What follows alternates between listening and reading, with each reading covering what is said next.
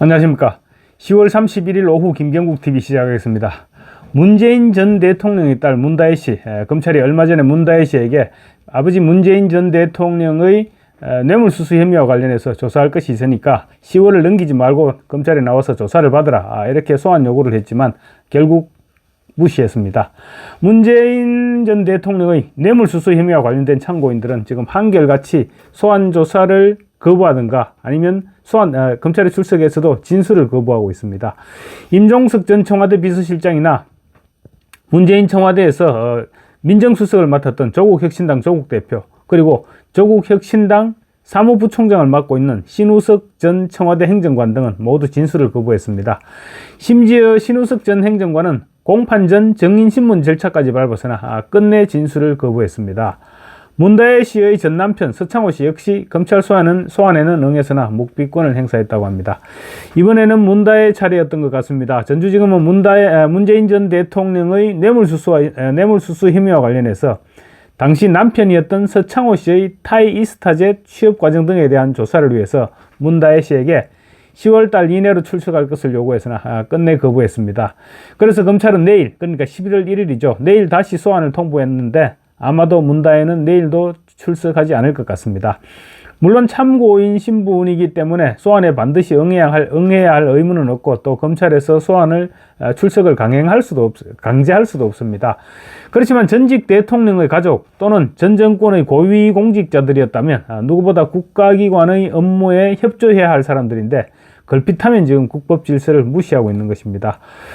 그야말로 지금 보면 뭐 이런 표현이 어떨지 몰라도 개나 소나 모두 지금 검찰을 무시하고 있는데 소환에 불응하는 것은 뭔가 캥기는 것이 있기 때문이 아닐까 싶습니다. 문다혜를 강제로 소환하려면 참고인이 아닌 피고인 신분으로 전환시켜야 하는데, 문재인의 뇌물 혐의와 관련해서 공범인 피고인 신분으로 전환시키기 위해서는 문재인과 경제공동체라는 정도는 입증시켜야 될 것으로 보이는데 아직 검찰이 그 정도 단계까지는 가지 못하고 있는 것 같습니다. 그렇지만 문다혜는 지금 환치기 의혹이나 불법 숙박업, 또 어머니인 김정숙 씨와의 의심쩍은 뭉칫돈 거래, 이런 부분들에 대한 수사가 진행되면 피고인으로 소환될 기회는 얼마든지 남아있지 않을까, 이렇게 생각됩니다.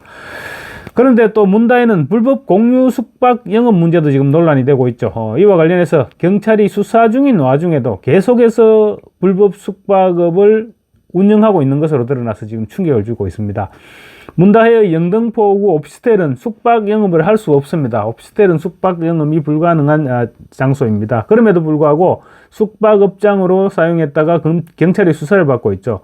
제가 엊그제도 말씀을 드렸는데 문다혜는 오피스텔 숙박 영업 논란이 된 이후에도 지금 지난 22일과 28일에도 투숙객을 받았습니다. 도무지 이해가 안 되는 행동이었고 언론의 질타가 이어졌죠. 그런데 채널A 보도에 따르면 어제, 그러니까 30일에도 투숙객으로 보이는 방문객들이 드나든 것으로 포착돼서 이해할 수 없다, 이런 반응들이 나오고 있습니다.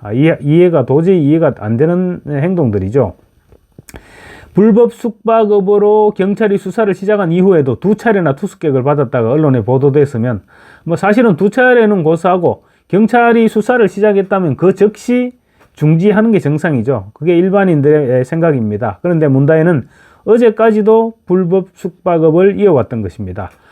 채널A 보도에 따르면 어제 투숙객은 친구를 통해서 오피스텔을 예약했고 잠시 한국에 체류 중이었다고 합니다. 외국인이었던 것이죠. 문 전 대통령이나 문다혜는 알지 못한다고 했답니다. 경찰은 최근 오피스텔 방문자들과 접촉을 해서 접촉이 되는 대로 투숙 경위 등을 조사할 방침이라고 하는데 아무리 생각해도 이해가 안 되는 그런 장면들입니다. 아마도 이렇게까지 무리해서 계속 투숙객을 받아들이는 것을 보면 금전 문제를 넘어서는 다른 이명 계약이 있었든지 아니면 뭔가 말 못할 속사정이 있다고 봐야 되지 않을까 싶습니다. 문재인 일가 주변에는 정말로 이해 못할 일들이 계속 연달아 벌어지고 있습니다. 그런 가운데 이번에는 또 문다혜가 지난 2019년에 구입했습니다. 2019년에 구입해서 불법 숙박업을 운영한 뒤 1억 4천만 원의 차익을 남겼다는 의혹이 제기된 서울의 영등포구 양평동의 한 빌라가 불법 건축물이었다는 지적이 제기되고 있습니다.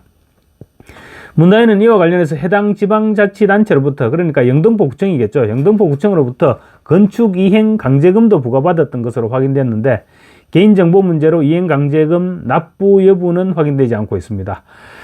국회기획재정위원회 국민의힘 박성훈 의원에 따르면 문다혜가 태국에 머물 당시인 2019년 5월 서울 영등포구 양평동 빌라를 구입했습니다. 그때 7억 6천만 원인가 이렇게 주고 구입을 했었습니다. 그런데 그때 당시 해당 건물은 2014년 12월 4층 옥상에 패널과 셰시로 구성된 불법 증축 사실이 적발돼서 이미 건축법상 위반 건축물로 지정된 상태였다고 합니다.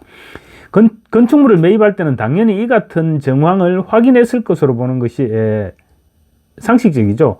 현행 건축법상 불법 증축 사실이 적발될 경우 관할 지자체는 건축물 대장 상단 제목 옆에 위반 건축물임을 노란색으로 표기하고 또 밑에 하단 변동사항란에도 구체적인 내용을 기재하도록 되어 있기 때문입니다.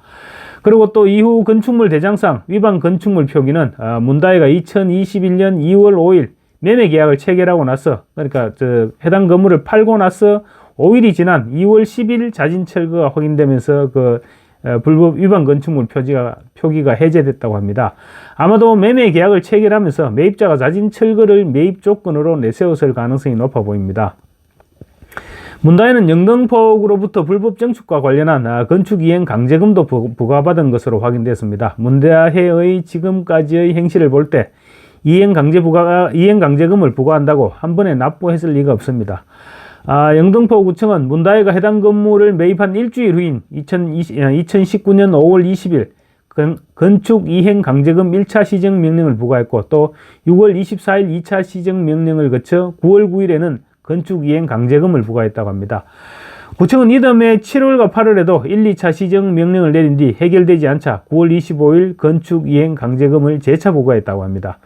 문재인 정부 당시 각종 규제와 세금으로 사실 집주인을 죄인 취급하다시피 했는데 대통령의 딸은 위법 건축물에 투자해서 시세 차익을 남긴 데다가 불법 숙박업까지 온갖 탈불법을 자행하고 있었던 것입니다. 그야말로 파도 끝없이 나오는 문다혜의 비행 의혹입니다. 감사합니다.